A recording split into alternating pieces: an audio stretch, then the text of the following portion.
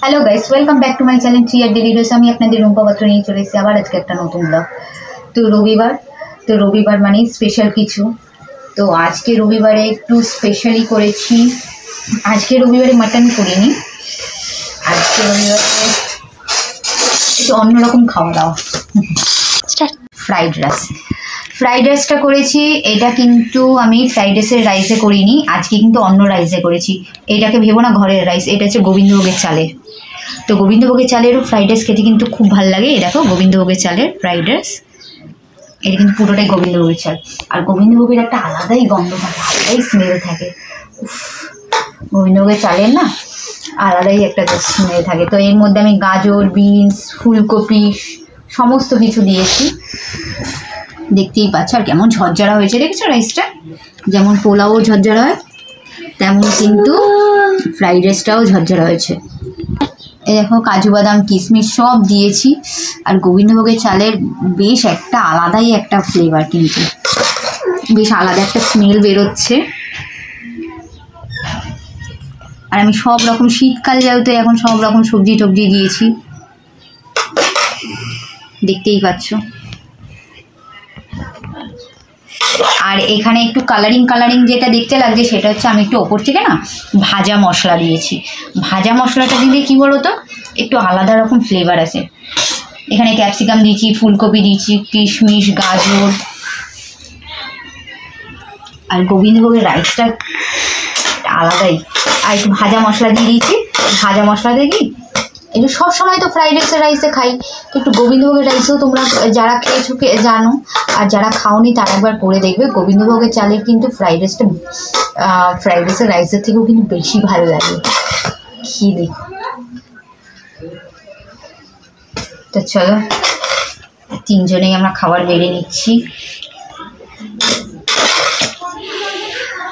আর একটু ভাজা মশলা, আমি সবসময় ফ্রাইড রাইস করলে একটু ভাজা মশলা ছড়িয়ে দিই, যাতে না ফ্লেভারটা আরেকটু অন্যরকম লাগে। ফ্রাইড রাইসে খুব ভালো লাগে খেতে। আর শীতকাল হয়েছে, ফুলকপি দেবো না কখনো হয় ফ্রাইড রাইসে?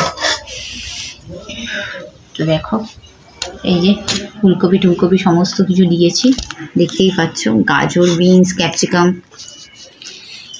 সব দেওয়া। আর চলো গেস করো ফ্রাইড রাইসের সাথে কী করেছি। শুনি প্লেটেই দেবো, বাটি নিয়ে আসুনি তো। তো দেখো আর করেছি এই যে চিলি চিকেন, দেখতেই পাচ্ছ। এই যে চিলি চিকেনে ক্যাপসিকাম দিয়েছি, কিন্তু খুব কম দিয়েছি। কিন্তু ঝাল হয়েছে, কারণ আমার মেয়ের একটু স্পাইসি খায়। এই যে ক্যাপসিকামও দিয়েছি আজকে, আমার বড় মেয়ে খুব স্পাইসি খায়। এই যে আমি আমার বড় মেয়েটা, দেখতেই পাচ্ছ চিলি চিকেনটা জাস্ট জমে যাবে। চলো এই হচ্ছে আজকের মেনু। আর এখানে আমি আমার ছোট মেয়েকে বেড়ে দিই।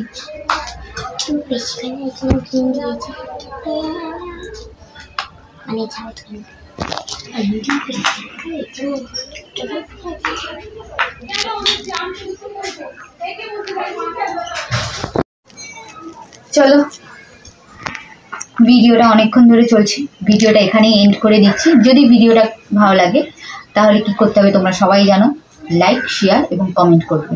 আর বেশি বেশি করে কিন্তু সাবস্ক্রাইব করবে, তোমাদের সাবস্ক্রাইবের কিন্তু খুব দরকার।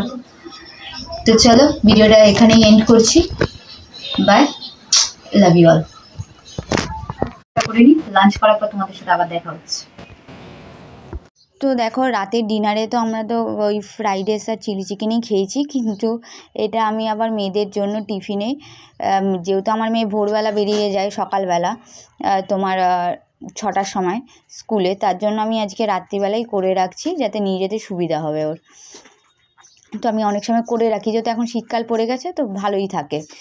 তো দেখো এখানে আমি গাজর, বিনস, গাজর কেটেছি, বাঁধাকপি কেটেছি, আর একটা আলু ক্র্যাশ করে নিচ্ছি, আর একটু টমেটো, কাঁচা লঙ্কা আর পেঁয়াজ দিয়ে গোলা রুটি বানাচ্ছি মেয়েদের জন্য, প্রচণ্ড হেলদি হয়। আর একটা ডিম দিয়েছি, খেতেও খুব টেস্টি হয়। নুন স্বাদ মতো, গোলমরিচের গুঁড়ো আর একটু চাট মশলা দিয়েছি যাতে চটপটিটা থাকে। তো দেখতেই পাচ্ছ এইভাবেই আমি মেয়েদের মাঝের মধ্যে টিফিন বানিয়ে দিই, আর খেতেও খুব টেস্টি হয়। তোমরা কখনো ট্রাই করে দেখো। আর একটা ডিম দেবে, ডিমটা হচ্ছে যদি খেতে চাও দেবে, না খেলে না দিও, যে যেটা। ডিমটা দিলে কি টেস্টটা একটু হয়। তো দেখো এখন জল দিয়ে ব্যাটারটা গুলে নিচ্ছি, আর এই যে ব্যাটারটা গোলা হয়ে গেছে আমার। এবার করে নেব মেয়েদের জন্য। আমি যেহেতু আমার ছোটো মেয়ের জন্য করি না, ছোটো মেয়ের জন্য, ছোটো মেয়ে তো 12টার সময় স্কুল, ওর জন্য ওটা পরের দিনই করি, কিন্তু বড় মেয়েরটা মাঝের মধ্যে আমি করে রাখি, যদি না উঠতে পারি একদম পিক টাইম, তো যদি না ওঠা হয়, যদি লেট হয়ে যায় তাহলে আমি ওকে টিফিনটা করে দিতে পারবো না, এর জন্য আমি করে রাখি। তো চলো ভিডিওটা এই পর্যন্তই। যদি ব্লগটা ভালো লেগে থাকে তাহলে লাইক, শেয়ার এবং সাবস্ক্রাইব করে দেবে, আর কমেন্ট করতে কিন্তু ভুলবে না। চলো টাটা, bye, love you all, thank you for watching.